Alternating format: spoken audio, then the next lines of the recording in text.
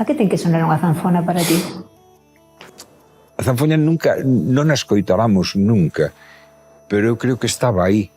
É dicir, que era un sonido familiar, era un sonido noso, era un sonido que te transportaba a máis cousas da simple melodía. Transportaba a toda unha cosmovisión, unha cultura, unha identidade. A que ten que soar unha zanfona? Pois a misticismo, il re del mondo mi tiene prisionero il cuore. E ten que haber Pero é a India, tamén. isto é a India, e os gaiteiros tamén.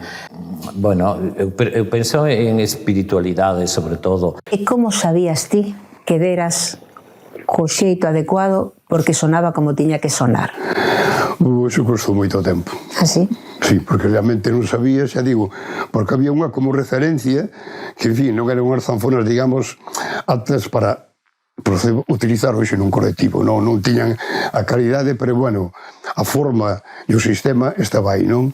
E por aí empezamos a reconstruílas pouco a pouco. De feito, recordo que é moi curioso, nós querendo que para a prosperidade, para que durara moito, metíamos a madeira moi gorda, non? E recordo un libro que gardo dun violín feito na Argentina. Impresionante. Entón, ali, pois, quitei moitas cousas para poder pasarlos á zanfona, non? Entón, démonos conta co tempo que era todo ao contrario. Que había que facelas moi lixeriñas, non pesadas, non? Sí. O que escoito é un disco de pedra de Faustino Santalices desde 75 revolucións, e quedou impresionado pola súa voz e polo instrumento, non? Me cautivou o instrumento, e dixen, teño que conseguir isto como seña. Isto debía ser polo ano 60, debía ser 68 ou algo así, non? Un día, pois, entereime, chegou ás miñas mans un disco que se chamaba La Zanfona, de Faustino Santalices. E marcou aquilo foi un antes e un despois. Unha revelación, non? Como se diz agora, sí, unha revelación. Descubrín aquel sonido que para mí está por superar, bueno, que cada vez que o escoito se pon a pel de galiña, che fai sentir cousas, non? E dai empecé a mirar a ver que era eso da zanfona, que por onde había zanfonas. E ti como tocas? Como aprendiches a tocar a zanfona? Por intuición. Como, é dicir, seguindo a sonoridade dun señor básico para a vida da zanfoña que é Faustino Santalices, pois seguindo ese sonido que cautiva, porque, é dicir, Faustino Santalices no seu disco o que nos mostra é a maneira de cantar peculiar deste país. É dicir, non esconde nada, non disimula nada, non intenta evitar nada, sino que simplemente mostrase como é. É un canto natural. É absolutamente natural e ademais con todos os matices lingüísticos, sonoros, esa guturalidade que nós sentimos na xente da aldea cando canta, na nosa xente. Hai como un cantar aquí para dentro, entendes? Non se bota a voz para fora, sino que... É unha contención. Eu non quero... Estás aquí. E entonces todo eso está en Faustino Santalices. Sin Santalices non estaríamos falando de nada disto, non sei? Non, porque, a ver, este país padece desde o 1800 e bastante, desde os precursores na música, desde Veiga e outra xente, Chané e toda esta xente, padece dun silencio absoluto para si mesmo, non? E o silencio absoluto é do folclore, da música tradicional, da música que este país ten. E entonces ese desprecio leva ao esquecemento dun montón de cousas. Esquecemento que intentamos paliar en determinado momento que empezamos a ver que hai algo, e entonces empezas a furar. E a que porta chamas para aprender a tocar a zanfona? A que porta chamas para que dúas gaitas afinen perfectamente, sendo do mismo construtor? Dentro da historia, o que teña que Faustino Santalices se dedicou a buscar, encontrou zanfonas por aí casi polas aldeas, máis ben que pola... E el, en principio, restauraba. Aí veu o comezo del. Depois intentou precisamente construílas. De feito, hai unha anécdota moi curiosa. Unha que estaba a rematar, ele era procurador en Cortes, en Madrid.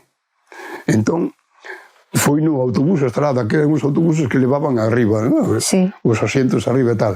E levaba a zanfona, desapareceulle. chegou a Madrid sin ela. Roubaran ya. Sí, foi así. Faustino Santalices consigue crear un obradoiro de instrumentos en Lugo, onde se facían gaitas e zanfonas. E tamén en Lugo, en Monforte, había dous luthiers. En Lugo foi onde, digamos, empezou a recuperar o interés e o valor do instrumento en canto ao instrumento, non? O taller da Diputación de Lugo está na memoria de todo o mundo como un lugar donde se fixo un traballo importante, non? Nese taller fora onde Santalices fora onde reproducera a primeira zanfona, non?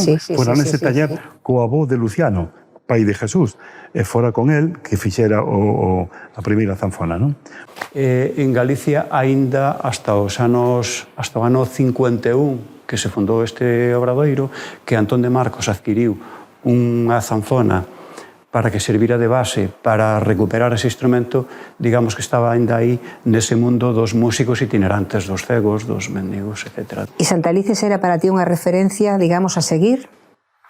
Vamos a ver, sin lugar a dudas, pero foi a raíz de entrar na Diputación, porque eu era máis ou ben de artesán de gaitas, pero da zanfona, neste caso, do instrumento que vamos a facer má referencia del, pois non teña ningún conocemento para nada, non? Ali foi onde empecé a ver, lamentablemente, moi pouquiño. Ali no obradoiro non había prácticamente nada, porque, vamos a ver, Faustino Santalices foi realmente referencia da zanfona nos anos 50, xa, eso está claro. Aparte, deixou unhas grabacións aí verdadeiramente extraordinarias, non? E el fixo, de alguma maneira, que aquel, en compañía de unha familia Antón de Marcos de Lugo, de facer inaugurar un obradoiro escola ali na Diputación. Ben, efectivamente, el tuvo como alumno a Paulino Pérez, que foi o que seguiu un pouquiño a súa escola da zanfona, pero moi pouco, de tal maneira que prácticamente non sabías nin que a construía, non? E outro artesán de Monforte, Amadeo Goyanes. Un home verdadeiramente extraordinario, e foron os dous sucedores como de zanfona. Que pasa? Ao morrer os dous, pois, realmente, desapareceu totalmente. Entón, repito, ao ir para ali, o único que encontrei foi unha caixa de madeira, moi curiosa, chea de pezas, que era unha zanfona toda desmontada. A pouco de entrar ali na Diputación, pois veu precisamente Jesús Pérez, fillo de Paulino, non? Era, digamos, un tema familiar, e, bueno, realmente acordaron de que fora el para ali, e claro, traía o fillo Luciano, que era un rapaciño pequeno aínda, non? E bueno, claro, é o que podía ao mellor aportar, non do que facía o pai, bueno, sería ao mellor un pouco dentro do tema da gaita e tal, porque, bueno, Paulino, por decirlo de alguma maneira, non era lá moi partidario de transmitir,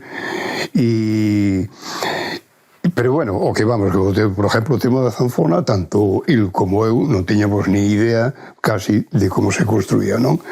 E aí a colaboración del realmente foi moi importante en ese tema, non?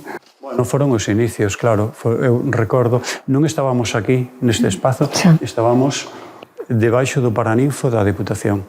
Eu acórdome, por exemplo, que a primeira zanfona que lle puxo as maus meu pai foi unha que meu avó deixou sin rematar, que meu avó fixera só polo modelo que Antón de Marcos regalara aquí para tal. Pero recordo, naquela época, que eso todo era así un pouco novidoso, andábamos aí navegando a ver cales eran as vías de investigación tamén, porque tampouco había, non?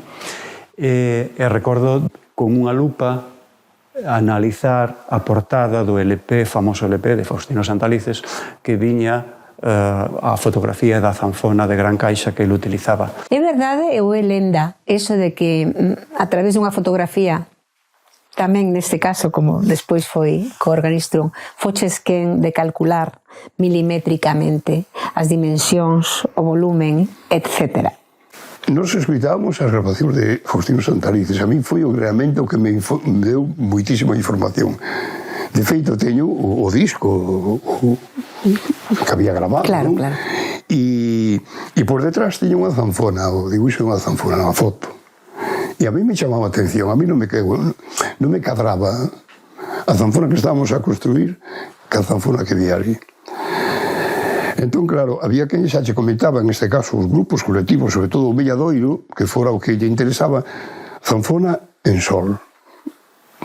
Claro, non sei, máis ben a que viña dando era do. Unha zanfona pequena, aguda.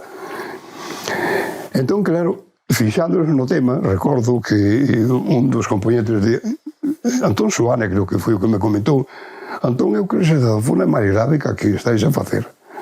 Comprobámoslo, o canto, comprobando o ca pequena, efectivamente. A zanfona que utiliza Faustino Santalices cantando en sol, non en do. Aquilo chamou moito a atención. Entonces, como non había idea, eu que me valín o teclado, sobre todo, é auténtico, valíme, teño na portada do disco, marcadas as notas e a distribución do teclado. Eu por iso saquei o dibuixo do teclado da Tesol.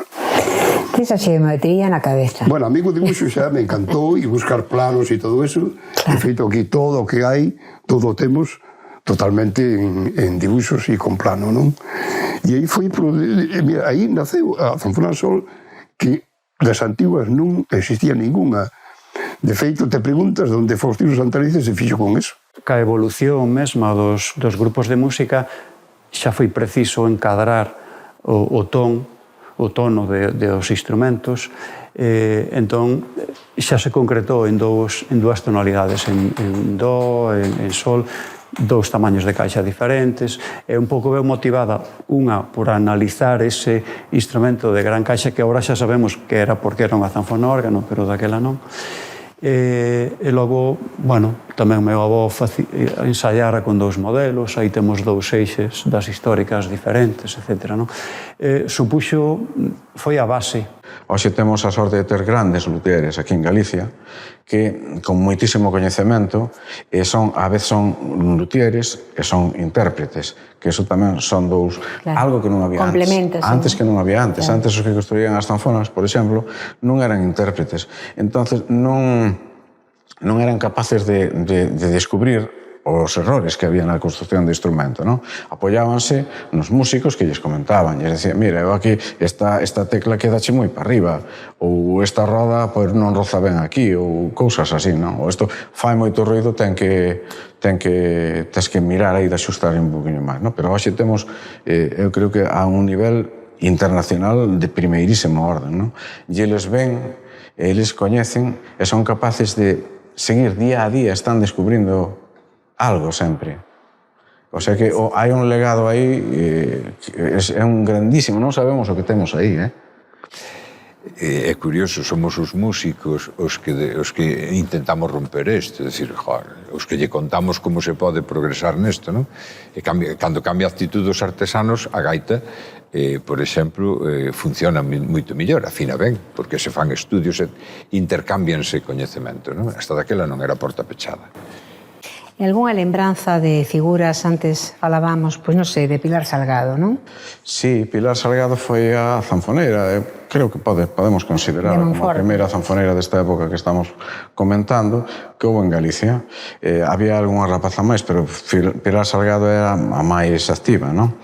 Que era unha alumna de Amadeo Goyanes.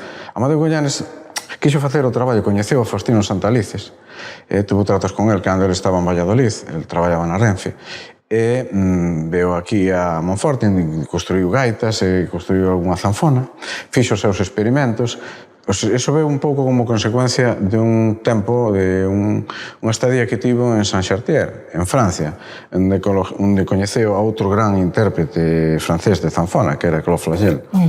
E el, pois, o afán de Amadeo Goyanes era construir, pero tamén era divulgar, naqueles tempos difíciles, oscuros, que non se coñecen o instrumento. Entón, el iba por aí, iba aos teatros, iba ás salas onde el tocaba unhas pezas, falaba do instrumento e tamén o acompañaba entre as Pilar Salgado, que foi, podemos considerar a día de hoxe, polo que eu chego a coñecer, como, digamos, que a primeira zanfoneira ou zanfonista destos tempos que falamos. A zanfona se incorpora como un elemento non casual, que ten moito sentido, moito contido. En que medida crees que marca ou que contribúe a facer desa música que facía desde entonces algo máis que música con mensaxe? Dos primeiros cantores, ningún utiliza zanfona. Ti sí. Eu sí. porque eu, además, tuve unha polémica con eles, porque eu buscaba un achegamento a xente que me escoitara, que a xente, pois, lle parecera unha cousa próxima a eles, non? O sea, a música, non chegar con unha guitarra e facer 4 ou 5 acordes. Incluso eu, cando tocaba a guitarra, disfrazaba a guitarra mal tocada, non? Porque eu aprendera a tocar guitarra, aprendín a tocar a guitarra clásica, ademais. Pero me parecía que era unha putada chegar ali a xente tocando cousas clásicas de guitarra e cantando así, entón incluso disfrazaba a guitarra, daba acordes como daba Benedito, que daba 2 acordes ou 3, Xavier González Facía que tocaba, non?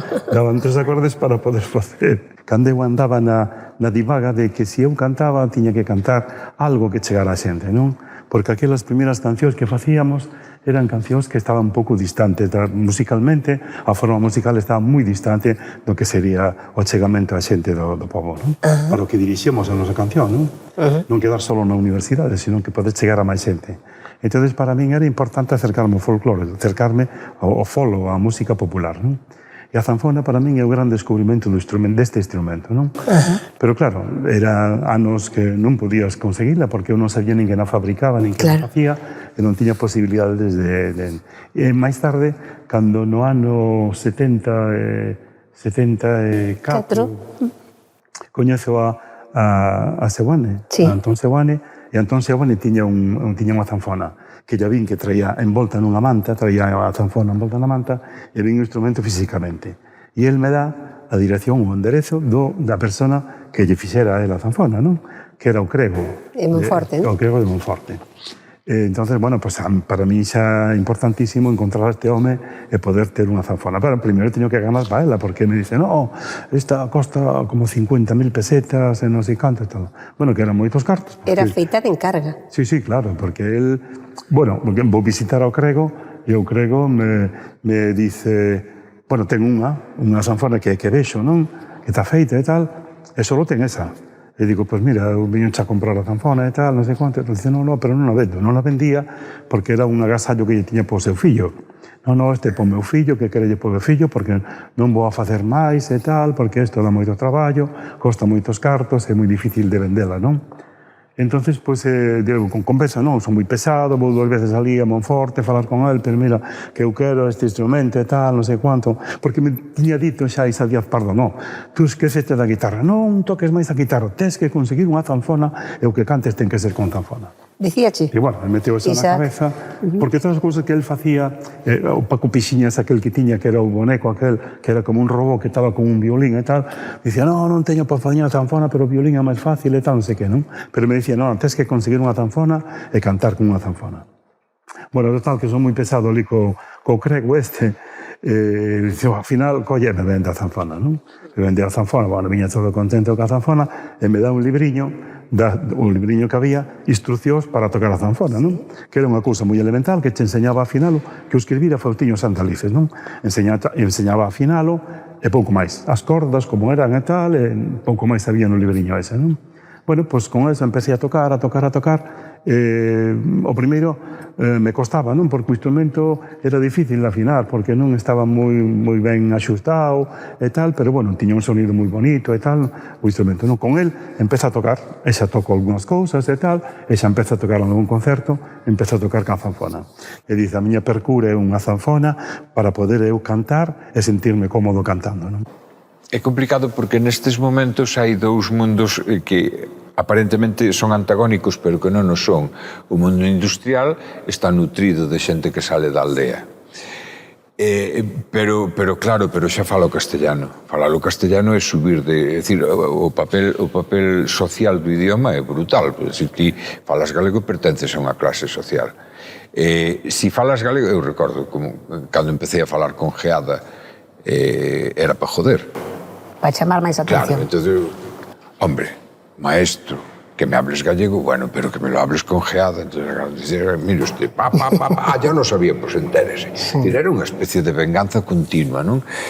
Pero non hai antagonismo, que hai 2 fontes, en canto a música, hai 2 fontes. Por un lado está Bob Dylan, que é onde beben voces ceibes e tal, como música reivindicativa, música de universitarios, e está a música fusion, que recolle do povo. Sí, Nós somos de provincia. Nós non podíamos correr diante da policía, porque os policías do lugar eran barrigudos. Claro, e además conocíanos, enganchábante cunha trasnada e te decían, voulle decir a teu pai, xa estabas jodido.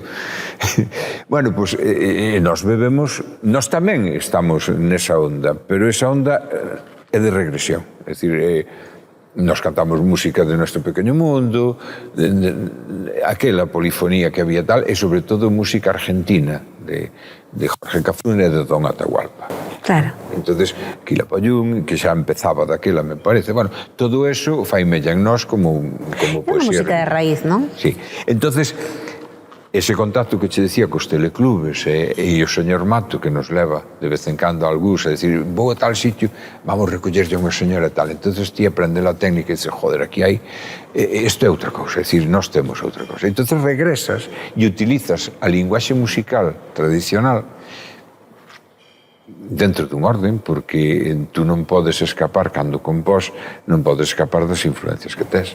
E o que estaba pasando no mundo da música tiña un reflexo, ou procedía, ou tiña algo que ver coa situación política?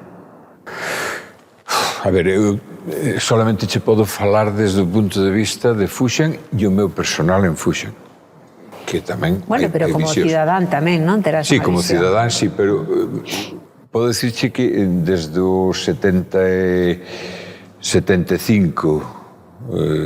que veño da Mili, que me reincorporo xa un Fuxen radicalizado, é dicir, un Fuxen que decide, cando me era máis eu, regresamos da Mili, hai unha ruptura que é en galego ou non. É dicir, todo en galego ou seguimos, entonces, bueno, optamos por en galego, é reivindicativo e é aí onde empezas a camiñar a medida que vas cantando e recollendo o que a xente conta e o que ti ves que sigue sendo a túa xente con mentalidade de máis maior, entonces vas tendo un posicionamento político, pero tamén un posicionamento táctico que non é entendido. Dicir, Fuxen é nacionalista, Fuxen é de esquerda, profundamente de esquerda, pero non quere levar ningún tipo de bandeira partidista, porque senón impide entrar nos teleclubs e entrar onde cree que ten que facer un labor de zapa. Que importante que xa non falaremos disto, o labor dos teleclubs e das asociacións culturais naqueles anos, non? Foron lugares de resistencia e de inspiración tamén.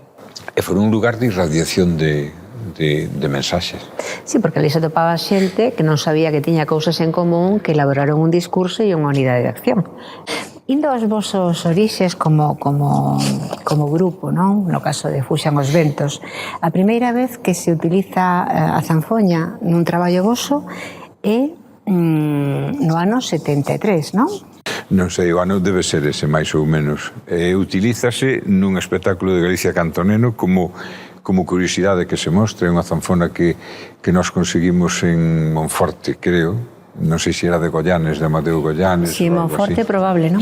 Bueno, que fose de Goyanes. Pois é unha zanfona que ten nas maus José Luis Foxo, que daquela tocaba a gaita un grupo de gaiteiros con Galicia Cantoneno. Era moi novo, José Luis Foxo. Moi novo e moi gaiteiro nese aspecto de un home pausado, tranquilo, ideal para ir buscar a morte. Desta xente tranquila que... Pois utilízase aí, logo incorporámosla como instrumento con unha dificultad grande. As zanfonas que había daquela non afinaban máis alá de 4 teclas, non? Eran instrumentos de adorno, basicamente, non? Por facer unha cronoloxía sin saltos raros, cando, en que primeiro disco tocas a zanfona, que percorrido faz? Eu creo recordar no primeiro disco de Fuxen os Ventos, que se chama así. Creo que é un cantar de Santalices, este ceguiño que vedes cantando, un cantar erótico, festivo.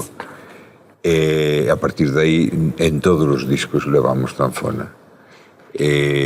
No segundo Tequele Tequele, a canción o Tequele Tequele, a parte que son alalás, hasta despois na Kenya temos un disco que é Silencios na Memoria, que leva 2 ou 3 cantares de cego potentes e absolutamente de zanfona e violín.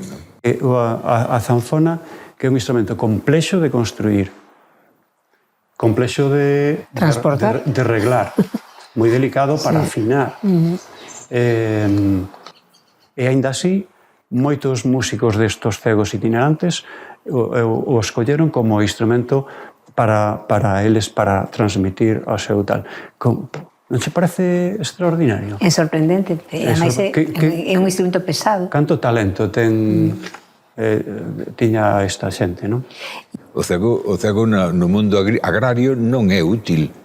Non é útil porque non pode. Claro. Entonces hai que buscarlle unha ocupación. A súa ocupación é a transmisión de noticias, transmisión de feitos, fai desde intervío hasta o caso e, ademais, fai hasta de enlace da guerrilla. É dicir, é un multifacetas e, ademais, anima romerías e anima foliotes. E ademais era itinerante. E ademais é compositor. E ademais estudia música. Meu pai oiu cegos tocando zanfona. Chegou a Sí, coñecelos. meu pai naceu no 17 do século pasado. Eu nunca toquei pezas en zanfona que non fosen cantares de cego, excepto 2 ou 3 cantigas de Alfonso X e pouco máis. Porque para min a zanfona é cantar de cego, é relato. Entonces, o cantar de cego é todo un xénero. E para min necesita zanfona ou violín. E necesita un sonido especial, que é ese. E unha rima concreta. Sí. É dicir, estou-me recordando o romance do Conde Prado, pero hai outro, en Lúa Pol. En Lúa Pol, onde naceu o meu avó. Bueno, pois nun teleclub eu xunteime con 11 mulleres e un home hasta as 4 da mañá. Cerramos a porta e empezamos a cantar e un manetofón por diante. Delgadiña da cintura, coloradiña da cara, estando un día a la mesa su padre la reparaba. E as primeiras producións discográficas en Galicia, non? De grupos, pois, efectivamente, como Emilio Cao, como Milladoiro, como Fuxan os Ventos, que incorporaron a zanfona, non? As súas creacións musicais en aquela época, que ti eras moi novo, pero o suficientemente adulto como para, sobre todo xa co paso do tempo, como as valoras, que te parecen? Claro, pois fíjate, volvemos a isto de que os cegos a escolleran moitos deles como instrumento intermediario entre eles e o público.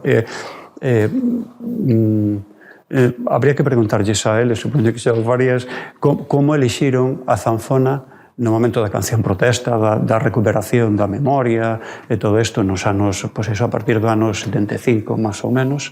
Bueno, penso que a sociedade no país eu atopaba moi restringido todo, tal. Si, eu collín unha pequena mochila e marchei, pero así, a París, depois vivín en Ámsterdam tamén, en Copenhague tamén un pouco, bueno, andaba por aí. E de cando en vez baixaba a Cadaqués, onde tiña aí tamén con contactos, e tamén viña ao país nas certas épocas. Os que nacemos en países tan pequenos, tan de término, non? Ainda que todo o universo pode estar no noso país, como din os poetas, e suscribo eso tamén, pero é fundamental coller o camiño de Santiago ao revés, a contra. Hai que ir por aí e peregrinar en sentido contrario, non? No teu primeiro disco, claro, a zanfona está interpretada por Seoane, non? Sí, e hai moitos músicos aí, pero a miña relación co instrumento ven despois no segundo disco, no terceiro disco. Realmente eu merquei unha zanfona de alguén que a tiña posta como obxeto decorativo. Non sabes, como que ten unha bandexa ali de non sei que, de plata, despois tiña unha zanfona. Entón eu entereime de casualidade e fun a pedirlle, por favor, quero esa zanfona e tal. Pero atopeime, como te comentaba antes, con un cabalo desbocado. Que el instrumento estaba sin domesticar. Era como si merquese un cabalo. Sabías como querías que sonase? Ti sabías, tienes claro, non? Sí, eu quería os escoitara en directo, moitas zanfonas e tal, pero eu non tiña nin a paciencia que tiña outros músicos tradicionales, pero que quería, sobre todo, usala máis que nada como falábamos antes, como un instrumento máis oriental, ¿no? Como pois un om que está aí, no que a partir de aí pasa todo, pois como un sitar que tamén, non? Ten aí ese... Entón eu tiña interés sobre todo en eso. E de feito, algunha vez pensei en facer algunha peza máis longa, non? Non fuxir do concepto de canción e facer unha cousa mellor de 10 minutos que tivera que ver máis ca meditación, ca música oriental, con tal. De feito, todos os meus colegas de yoga en aquela época me decían, pero claro, tens que facer eso. E eu decía, sí, a ver si fago, tal, pero ao final non o fixen nunca, pero claro, todo era moi difícil porque para que te repararan o instrumento era, pues claro, iba a Lugo, ali a ver si me... No taller de Corral. Sí, no taller de Deputación. E despois había unha cosa moi traicionera, porque se ti querías cantar un romance, agora está máis evolucionada, todo eso, pero empezabas cas notas aí en grave, te empezabas cantando, pero de repente na mitade do tema as cordas, porque a temperatura empezaba a subir, a humedade tamén, porque as cordas eran de tripa, baixaba o sonido da zanfona e baixaba dúas notas. Entón quedabas aí, a sonoridade. E non podías ir cantando, é como se estás tocando unha canción e de repente desafínanse todas as cordas. E o pouco, Milladoiro. Se quere, foi o grupo que realmente máis utilizou os instrumentos e utiliza actualmente, non? E que a partir de aí pues, xa foi evolucionando nela e mellorando. Entón, pues, xa, e empezou a ver xa máis grupos interesados e como aquel obradoiro era a escola, pois ali empezou un pouco algún alumno a intentar tamén axudar a reconstruíla, non? Ainda hoxe hai moitos instrumentistas moi bons, además, que tocan moi ben, e prescinden do canto, solamente tocan un instrumento con outros instrumentos, non? Zanfona con un oboe, zanfona con violonchelo, zanfona con gaita. É moi o caso de Milladoiro, por exemplo, non? Traballou moito nesa liña. Claro, Milladoiro, curiosamente, se quedan mudos. Non sei por qué, hai un momento determinado que Seoane, que empezou facendo unha canción de intervención, non? Unha canción social, Rodrigo Romaní tamén, pero hai un momento en que quedaron mudos, deixaron de cantar. Xa un mensaxe, a cousa aquela de expresar cousas, non ten que expresar cousas de unha reivindicación social ou tal, sino cousas, calquer cousa íntima, calquer cousa, pois desapareceu esa voz. É curioso, verdad? Desapareceu esa voz. Tiveron moito éxito como músicos. Renovaron e inovaron moitas cousas e proyectaron a música de Galicia en moitos sitios, non? Polo mundo inteiro. E quitaronlle moito partido a ese instrumento tamén. Tamén. Porque ao final foi todo moi sinfónico. É dicir, a zanfona no conxunto. Bueno, Seoane, con Milladoiro, eu poucas veces lle vin tocar a zanfona. Xa tocaba un teclado, tocaba acordeón, tocaba guitarra. A zanfona lle vin... O mellor era porque era de difícil afinación, o sea, era máis delicada a afinación e no momento que a requerías, pois no mellor non estaba. Ahora é máis fácil porque tú tes un instrumento moito máis axustado, non?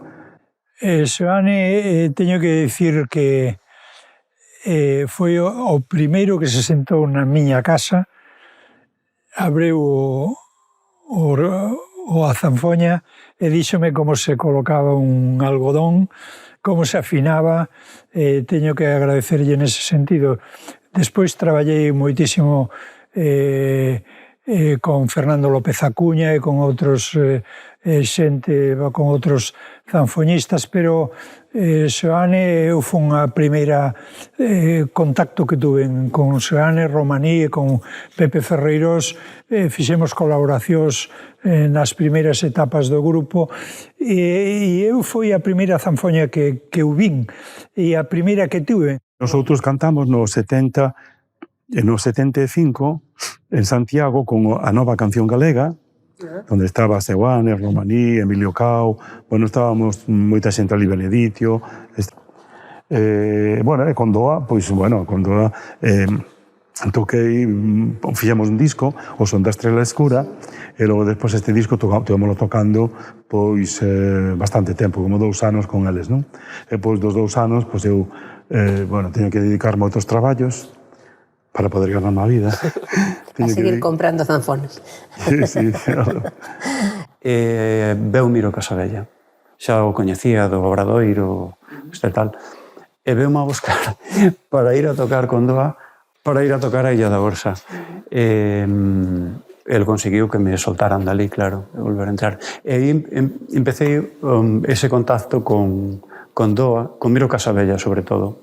Era a relación. Resultoume un pouco dificultosa por compaxinar os horarios, porque eu estaba moi absorbido polo Obradoiro. Era onde quería estar, onde estaba. Ali sí que estaba horas. Estábamos todo o día. Cando estaba facendo a mili, iba a traballar ás 6 da mañá, salía ás 8 para fazer o servicio, hasta as 2, deixábame salir, non sei. Curioso, porque eu en realidad non son músico. Pero ainda así, tuve a sorte de participar en proxectos como o de Do, que foi, claro, maravilloso. Logo, ao final, despois dunha actuación en Bilbao, quizás, o deixei. Miro tamén creo que o deixara por aquela época, porque era difícil compaxinar todo isto, non daba a talla eu para todo aquilo. E como chegas a Zanfoña? Pois a Zanfoña cheguei porque, bueno, estaba metido no mundo da música daquela. Gustábame moito a tradición, a etnografía, facía os meus traballos de investigación, de estudio, de investigación, de recollida, máis ben, con xente da miña aldea ou de os sitios por onde iba pasando. Eu facía canción social, canción de autor, e actuaba por aí nos escenarios despois de unha primeira época no ano 72 en Lugo, co grupo Folas Noces, e marchei para Ribadeo. Nun concerto de fin de curso, dun dos anos, que tuve ali 2 anos, coñecín a outro dos meus ídolos. Para min sempre era un referente musical Miro Casabella. Por ese tempo creo que ainda non descubrira ben a zanfona, non recordo ahora con claridade, non? Pero entre Miro e entre Faustino Santalices, pois foron os meus grandes referentes ata hoxe. Como aprendes a tocar a zanfona? Pois a base de ensaio-error. Ti mesmo, autodidacta? Sí, cando, despois de intentar recoñecer que é unha zanfona, como se toca, escoitar moito as Santalices, pois empeza a búsqueda do instrumento. E claro, para un rapaz que non teña ingresos novo, pois era complicado. Vía que non podía chegar aí a poder adquirir un instrumento, entón, pois, como estaba na Coruña, estaba investigando, e coñecín a Manuel Iglesias, que era un artesán que había en Carballo. E el facía chirimías, facía gaitas, facía zanfonas tamén. Puxeme en contacto con el, fun velo, estuve ali e claro, eu chegaba a esos sitios e abríanse os ollos e quería collelo todo, non? Entonces, dentro deso estaba a zanfona. Chegamos a un acordo, el tiña unha zanfona feita e comprei unha zanfona. Non sei, a finais dos anos 70, ponlle 77, por aí. Era un instrumento que non era un instrumento perfecto. Daquela non se construían instrumentos perfectos, a non ser en Lugo, que estaba un pouco máis avanzado, ou en Monforte, onde estaba Guillermo, que facía tamén algún instrumento máis perfeccionado, non? Pero, serviu-me a mí aquilo para loitar, aprender a afinar instrumentos que eran complicados, moi complicados de afinar. Non tiñamos acceso ás cordas como agora. Non había unha escola de lutería en Galicia que pudera facer instrumentos para poder tocar con garantías nun escenario con eles. Entón, así foi como a base de tropezar e probar, pois fomos aprendendo a darte un pouquiño de xeito daquilo. Interesouche tamén estudiar un pouco esa outra parte da historia da zanfona, o que falábamos antes, non? Do que supón do punto de vista case que antropolóxico tamén, ou da historia social de Galicia. Preocupouche iso? Sí, as letras? Contame. Sí, moito. Preocupoume moito o estudio da zanfona. É un traballo destos que morrerei sen poder rematalo, porque, claro, a medida que vas investigando, vas descubrindo, e a medida que vas descubrindo, ves que non hai fin. E entonces, ves que non chega o momento de parar pasar a limpo todo ese material, non? Fíxeno en algunha ocasión, pero nese caso, pois, non o fixen. A zanfona, bueno, hai moitos anos, antes de entrar a traballar en Radio Nacional, daquelas que descubrirían a zanfona con Santalices nesas investigacións, pois poden achegarme a instrumentos antigos, poden medilos rudimentariamente, poden fotografalos, poden coñecelos. Naqueles tempos podías chegar a un museo e ensinábanche o instrumento, podías velo, non? Agora, pois, hai que cumprir, entendo que, lóxicamente, por seguridade, hai que cumprir unha serie de trámites para poder estudar os instrumentos. Bueno, pois aí fun coñecendo un pouco máis o intríngulis do instrumento. E outros instrumentos que teñan persoas particulares, pois tamén puiden acceder a eles para mirarlle esas tripas. No 81 coordinei unha serie de recollidas que estaba Florencio e Eva Castiñeira con a discográfica Ruada, e no ano seguinte, no 82, gravei o meu disco. Gravaches o teu disco, sí. Que pasou aí? Que foi iso para ti? Que impacto causou? Pois para min aquilo foi unha experiencia moi interesante, moi bonita. Por fin podía dar a coñecer a un sector máis amplo pois parte do traballo que eu tiña recollido e facer algo que me gustaba moito, non? Que era, pois, naquel tempo me gustaba moito pois tocar esa música tradicional sempre con todo o respeto á xente que a mí me enseñou e pois coa intención de divulgar iso. É un momento no que empeza a haber discográficas, falabas de Ruada, sí, no que hai programas de radio onde é posible escoitar esta música máis frecuentemente, onde hai unha atención mediática importante e hai un público. Sí. É dicir, empeza a haber un mercado sí, onde é posible que isto sexa algo máis que anecdótico ou puntual, non? Sí, empeza a haber un interés pola música tradicional.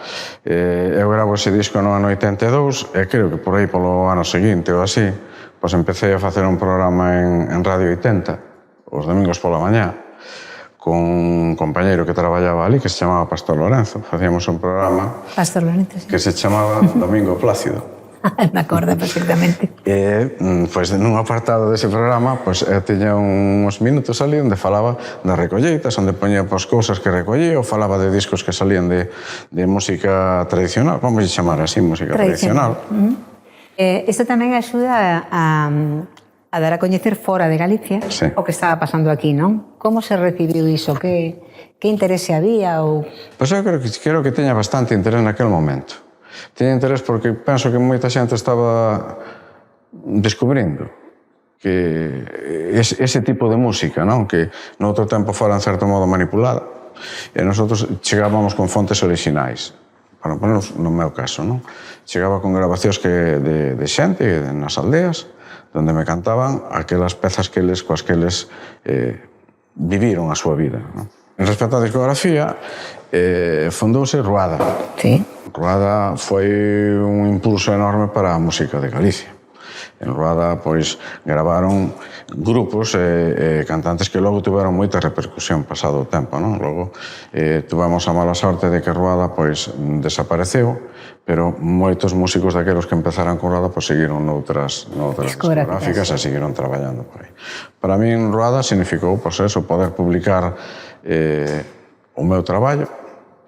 Eu estaba xa preparando outro segundo disco, no momento en que entrei a traballar en Radio Nacional.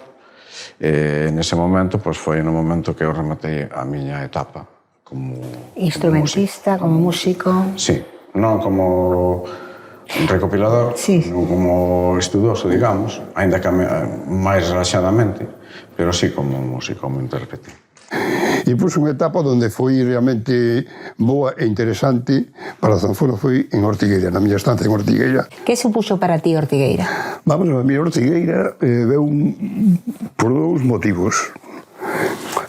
Un deles, para min, se queres casi máis importante, é aquel nacemento ali en Ortigueira no movimento gaiteiro. Aquela min chamoume realmente a atención porque foi a primeira case en Galicia, unha escola forte e importante, non? E outro, un pouco descontento da Diputación. Non había un apoio, digamos, moi directo hacia o Obradoiro, non?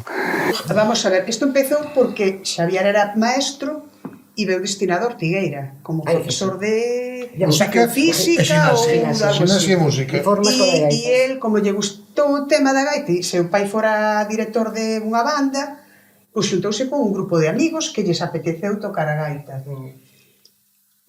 Teño que decir que con un pequeno toque nacionalista xa en ese momento, e un deles era meu irmão. Entón, ese primeiro ano, elas eran alumnas e outro del, elas eran alumnas, eu non era alumna porque eu xa salira porque eu son maior. Tiña polo menos 16 anos, polo menos. E empezou, meu irmão empezou, Álvaro, e eu empecé o ano seguinte.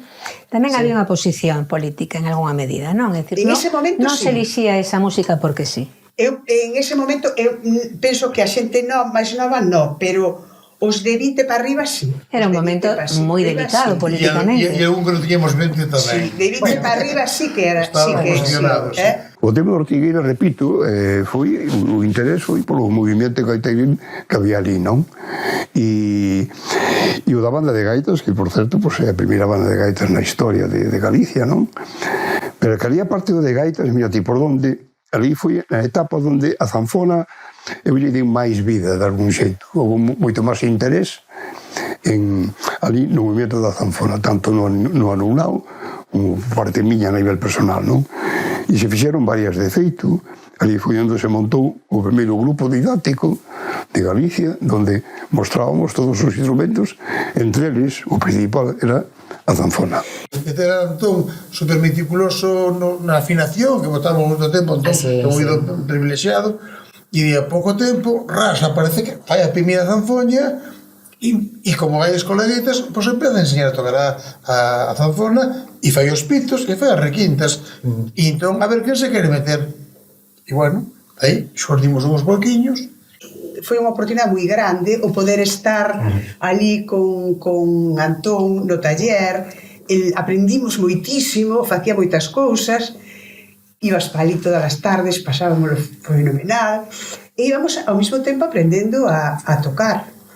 Con el paso del tiempo te das cuenta de la importancia que supuso la formación que tuvimos, el conocer, pues eso, aprender instrumentos gallegos que en aquel inicio no era lo común. Entonces, bueno, la gaita, la zanfona, las clases de solfeo, además de la cantidad de sitios que nos permitió luego con las actuaciones salir para fuera del pueblo, no solamente en España, participar en Lorient. Es decir, que yo me acuerdo de esa etapa como algo muy gratificante, y aún hoy en día cuando desfila Escola de Gaitas o el festival, sientes así, ¿no?, que tú formaste parte pues, del inicio y de eso. A mí valeume moito, xa digo, empecé de cero, e eu con todo este movimento que fixen, andar no medio dos rapaces e das rapazas, eu, ese nivel tamén fui aprendendo e sigo aprendendo. A mí iso valeume moitísimo. Eu sempre dixen que fomos realmente un equipo, porque o alumno tamén, a veces, tamén che daba ideas para desarrollar que un descoñecía totalmente, non? E aprendiches deles. Eu tuve moitos colaboradores, sí, non era dudas. O grupo didáctico era para eso, para mostrar en colegios, asociacións os instrumentos tradicionais, todos eles, non? Gaita, zanfona, pito, requinta, etc. E depois a mesma música, que tamén, efectivamente, tiñamos no repertorio pues, algunha peza de Baligay, etc.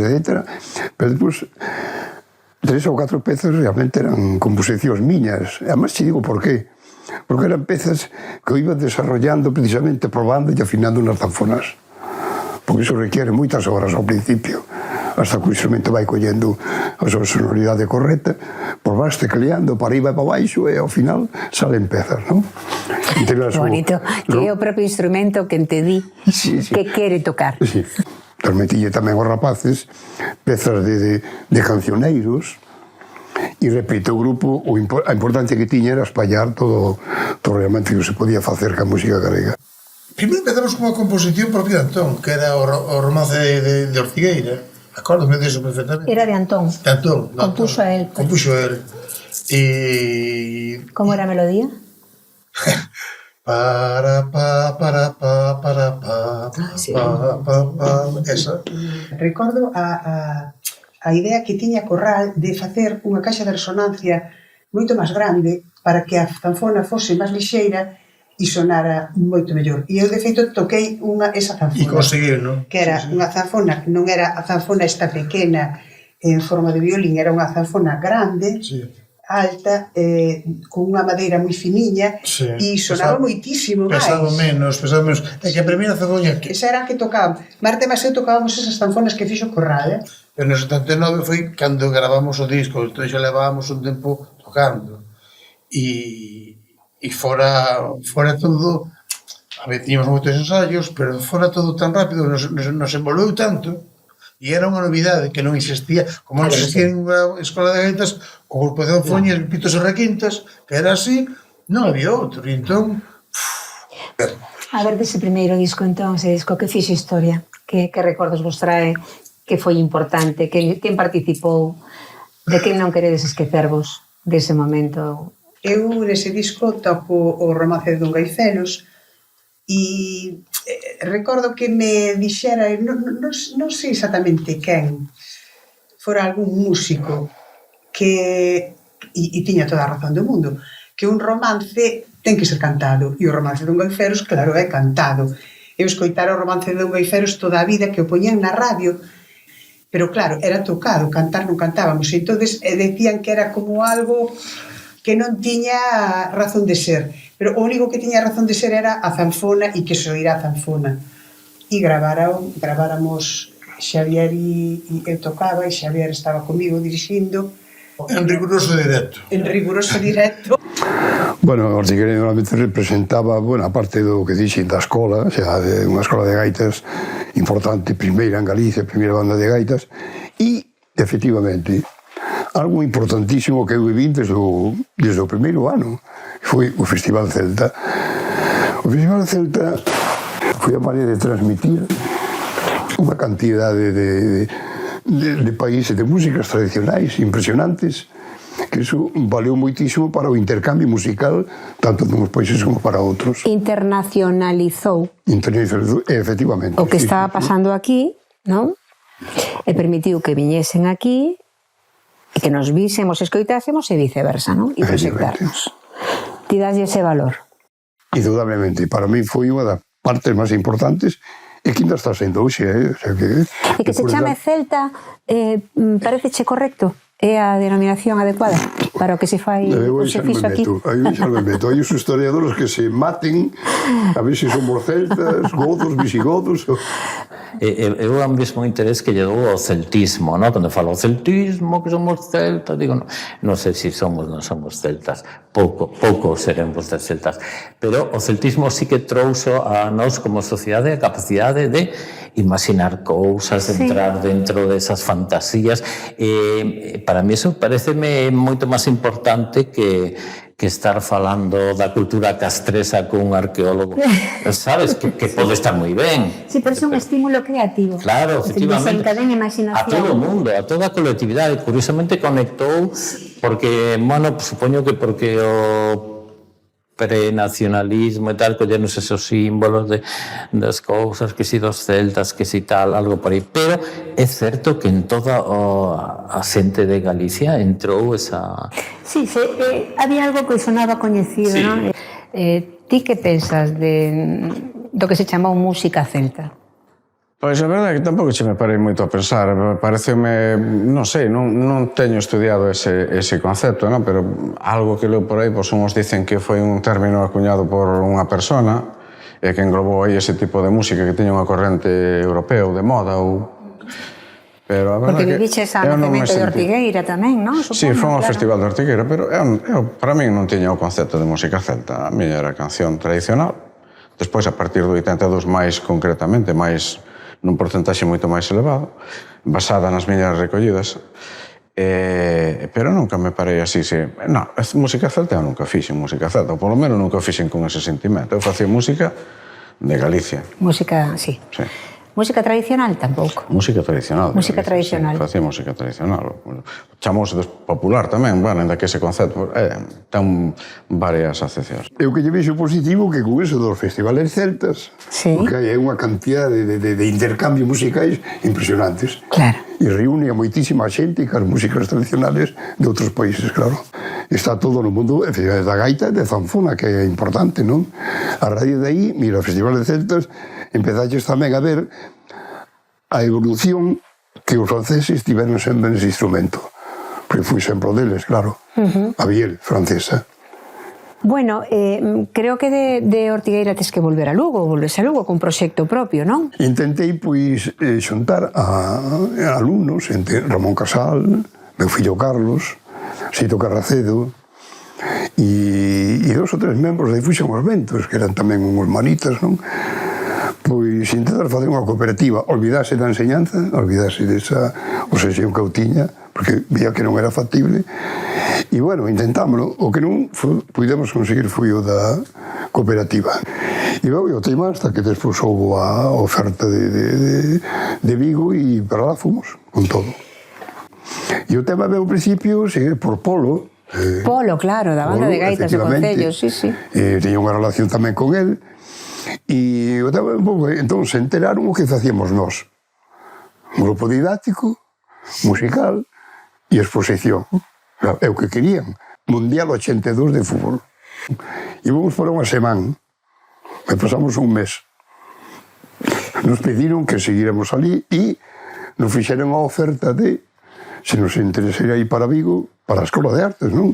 Daquela Universidade Popular.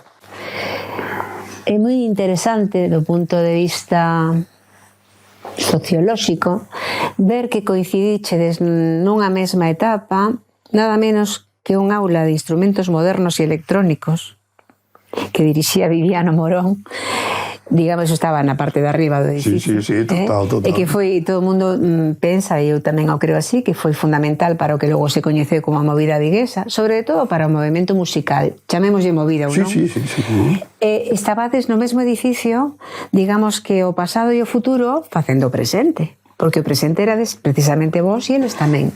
De feito, fixemos unha grabación que aí está, que foi emblemática, un exemplo, aquel volumen de... Sí, ben coñezo. Co libro, con diapositivas, que está aí ainda, non? Sí, ben coñezo. Aparte de facelo a nivel didáctico, tamén era a nivel musical, para ver as posibilidades, precisamente que tiña especialmente a zanfona, tocada en especial, bueno, por Ramón Casal, Anxo Luis Pintos e eu, pero en especial Anxo Luis Pintos. Anxo Luis Pintos, por exemplo, para mí é o mellor instrumentista que ten Galicia na zanfona. Sí. Verdadeiramente impresionante.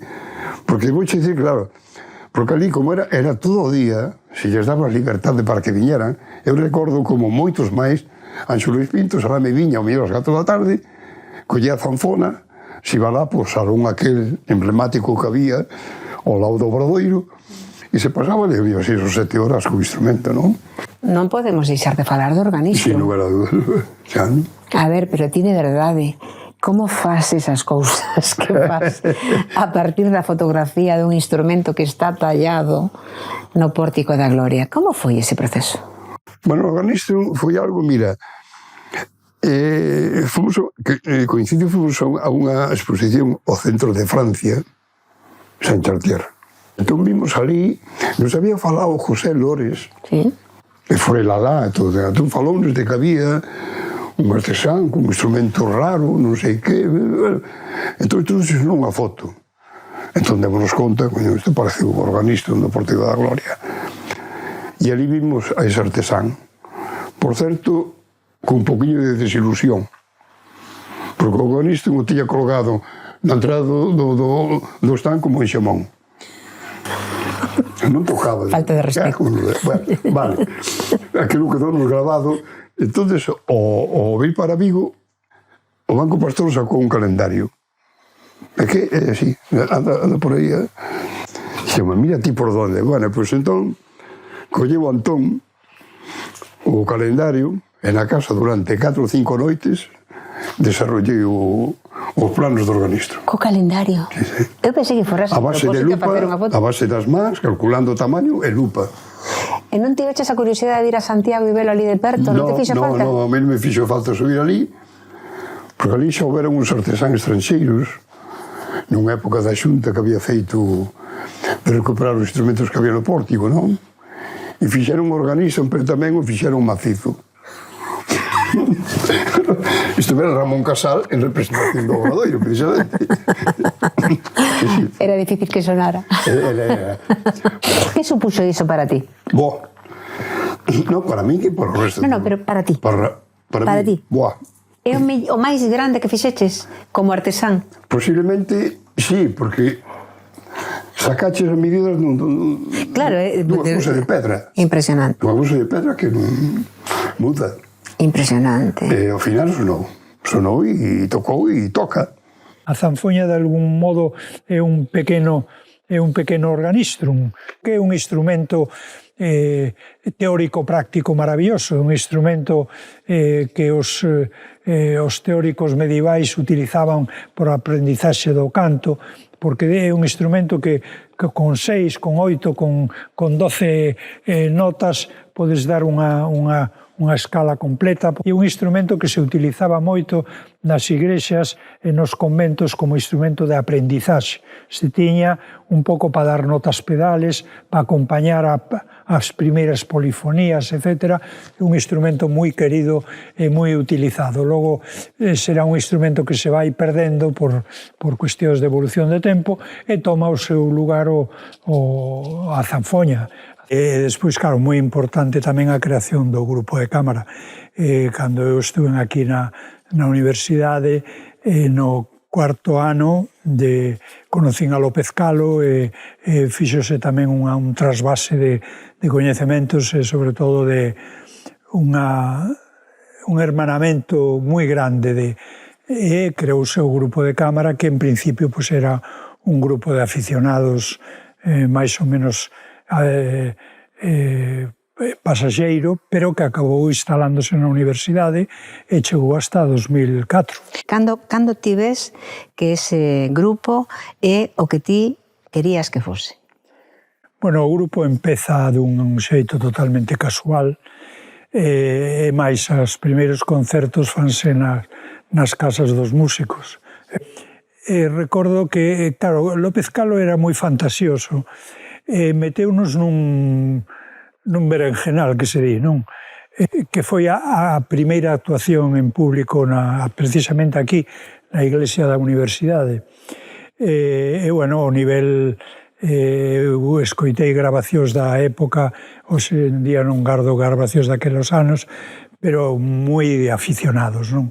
É unha fase, vamos dicir, da fundación do 77 hasta 82, digamos, que empezase a gravar xa dun xeito máis profesional, pois creíamonos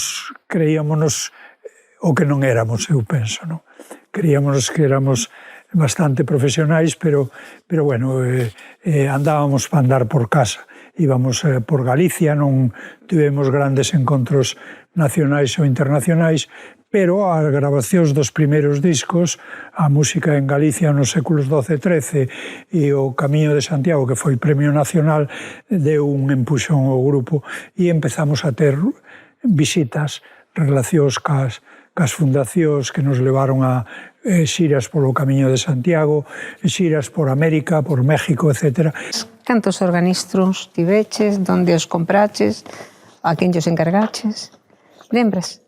Pois tivemos varios. Tivemos o primeiro que eu recorde foi de Luengo, sí, do taller da universidade, e despois eu tuven outro de Lugo, e tuven outro de Christian Roll. De Christian Roll, precisamente, mercamos yo a raíz da copia que fixo para o proxecto do Pórtico da Gloria. Tiña unha idea de facer un tratado sobre a zanfoña, de escalas, utilización, co tipo de cordas e tal. Tuve con el moita conversa, moita relación, pasoume moitos apuntes, moitas notas, pero despois non chegou a final ese proxecto. Pero John Wright tamén ten que ver moito na melloría destes instrumentos. Que reflexión nos podes engadir sobre este instrumento e o que foi a súa reconstrucción? Bueno, o Organistrum que se reprodujo aquí foi un modelo que foi o modelo do Pórtico da Gloria, o sea, a base do proxecto que fixemos de Pórtico da Gloria era, de algún xeito, demostrar como o mestre Mateo digamos, cuida moito as medidas, as proporcións, de tal xeito que teño que dicir que todos os luthieres están convencidos de que o maestro Mateo estaba traballando sobre proxectos orixinais, sobre instrumentos de madeira reales, non? Porque as medidas, as proporcións, as distancias, o número de cordas, tamaños, etc., son moi parecidos, casi exactos, os que digamos, os que temos nunha realidade de outros modelos que aparecen en Francia ou que aparecen en copias de manuscritos, etc. Para min era unha necesidade tamén de tipo historicista. Cando faz un repertorio popular, a utilización da zanfoña é totalmente obligada. Pois en repertorios dos séculos XIII, XIV, era un instrumento que estaba ali. Cheguei a tocar cunha zanfoña de tipo popular, arregleina con dúas cordas ou con dúas cordas e un bordón para facer sonatas barrocas francesas, de Tortelier, de autores franceses, etc. Pero teño que dicir que o encanto ven tamén do público. A zanfoña é un instrumento que cautiva totalmente a xente que o escoita. Eu creo que a zanfoña, ao ser un instrumento polifónico, super... A min emborráchame a zanfoña, sobre todo tocala de noite. Eu toco a zanfoña diante da miña casa, no porche. Eu supoño que leva a melancolía, máis que a tristeza, a melancolía. A melancolía, sí. Non sei, o ensoño, non? Ti cerra os ollos, toca a zanfoña, cerra os ollos e estás noutro mundo. Con razón hai xente que utiliza para meditar. Sí. Lévate a outro lugar. A miña peculiar relación con ela era similar a cando eu unha época tiña unha moto, tiña o Ducati Road e iba por aí e tal, pero eu nunca cheguei a ser motorista porque as miñas condicións físicas eran unha moto tan grande que cando a moto tumbábase no chan eu non podía collela. Tiña que haber alguén máis, entón a veces a tiña deixaba polos sitios e tal. Eu notaba que andaba en moto, pero que máis ben ela era que me levaba a mí, pero a que mandaba era ela, sabes? Unha cosa salvaxe e tal. Algo pasaba ca zanfona. Podía ela contigo? Sí, podía, sempre foi... Nunca cheguei a domesticala, non? Sentir eses bordós, para mí, polo menos, eses pegados no teu ombligo e que ches ten esa vibración e poder tocar esa música ronca e por menos transmite moito. Ti non podes imaginar o que chegar a Estados Unidos ou a chegar a América Latina e utilizar un instrumento que aparece moito nas fotos dos séculos XVIII, XIX, tocado por cegos, cunha tradición literaria grande, pero que se coñece moi pouco o instrumento como tal. Organistrum e zanfoña son instrumentos que nós sempre levamos os concertos, que as utilizamos e que ejercen un atractivo total entre o público tamén. Iso a ti tamén te pasou? Sí, claro que me pasa. Eu cada vez que toco o instrumento teño unha, pola súa sonoridade ou pola súa non sei que me fai cantar diferente. O sea, me fai poñer a voz nunha tesitura diferente como canto cando toco unha guitarra, que é un instrumento moito máis melodioso, máis íntimo, e procuro facer, teño máis melismas ca voz, e fai máis melodía e tal. Pero cando toca a zanfona é un instrumento que che dá garra para poder cantar, non? Tamén é un instrumento tierno, que fai con melodías, bueno, con recursos de voz e tal, con segundas voces, co instrumento e tal, que fai un envolvente moito máis plácida, non? A zanfona sí que dache unha impronta para poder cantar. Que interesante. Que te axuda a cantar. Era como algo exótico. Sí. Como unha viaxe ao pasado, non? Exacto. Porque a gaita sempre estivo, e se foi evoluindo coa propia sociedade, pero claro, a zanfona, pensando ben agora, con perspectiva de hoxe, tiña que ser moi emocionante. Hai que dicilo, o son é un son verdadeiramente especial, que, bueno, se introduce de unha maneira verdadeiramente maravillosa, non? Sí. É un compendio de experiencias, de saberes, lle o instrumento perfecto que acolle toda a tradición desde a Idade Media, lle a ferramenta ideal, diría eu, para transmitir todo ese universo, para cantarlle o amor, o desamor, o escarnio, e instrumentalmente empasta con calquer outro instrumento. De feito, hai propostas moi atractivas, non? Todas as músicas populares e tradicionais están conectadas, nós somos parte importante, teñen un alto valor de identitario e de levarnos, de viaxar con ela, non? A música ten que evolucionar, e se evoluciona para enriquecer é positivo, pero o único que eu boto en falta é que nos estamos esquecendo, ao mellor, penso eu, ao mellor estou equivocado, estamos esquecendo do noso son, do noso sonido galego.